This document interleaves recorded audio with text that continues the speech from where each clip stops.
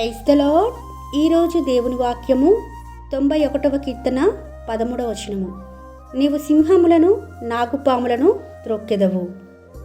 ఇక్కడ మరి సింహము అనేది అపవాదిని సూచిస్తుంది.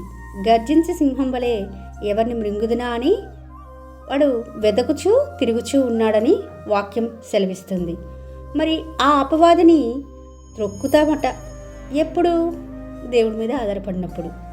చూడండి, ఆల్రెడీ యేసుక్రీస్తు మరి ఆ సాతాను తలను చితక త్రొక్కుతూ వచ్చినాడు, మరణంను జయిస్తూ వచ్చినాడు.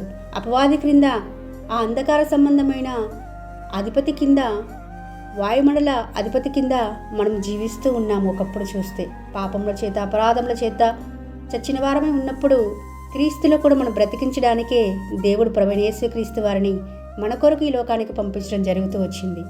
మరి ఆ గర్జించే సింహం నోటికి మనము చిక్కేలాగా మనం జీవిస్తున్నామా?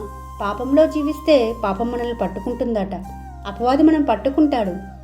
ఇంకా త్రొక్కడానికి ఆస్కారం ఎక్కడ ఉంటుందండి వాడి చేతిలోకి వెళ్ళిపోతే? కాబట్టి సింహములను మనం త్రొక్కాలి అంటే మనము పాపమును జయించిన వారిగా ఉండాలి, మరణాన్ని జయించిన వారిగా ఉండాలి, తీర్పు క్రిందికి రాకుండా ఉండగలగాలి. ఇవన్నీ చేయగలిగితే ఆ సింహములను మనం త్రొక్కేవారిగా ఉంటాం.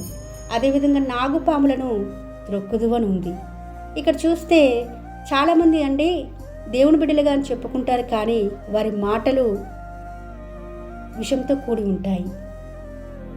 మధురంగా మాట్లాడతారు, కత్తికి తేనె పూసినంత మధురంగా మాట్లాడతారు, కానీ లోపల కపటము, మోసము, దుర్మార్గము, అసూయ, ఈర్ష్య ఇవన్నీ పెట్టుకొని మాట్లాడుతూ ఉంటారు. అలాంటి వ్యక్తులను మనం త్రొక్కగలగాలి. అలాంటి వారిని మనం గుర్తించాలంటే మొట్టమొదటిగా మనకు అజ్ఞానము దేవుని చేత బోధించబడుతుంది. సర్పము అనేది మరలా సాతాన్ని సూచిస్తుంది, అపవాదిని సూచిస్తుంది. ఆది కాండంలో మనకి సర్పమే కదండి హవ్వను మోసం చేసింది. అయితే ఇక్కడ ఆ సర్పము అపవాది చేత మోసగించబడకుండా ఉండాలి అంటే దేవుని ఆజ్ఞను తూచ తప్పకుండా పాటిస్తే సరిపోయేది. కానీ హవ్వకు తెలియదు కదండి, ఆదాముకు తెలుసు కానీ ఆ పండు తినకూడదని.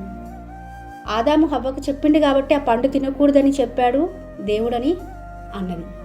అయినప్పటికీ మోసపోతూ వచ్చింది. కుయుక్తి చేత మోసం చేస్తాడు అపవాదని అర్థం చేసుకోవచ్చు.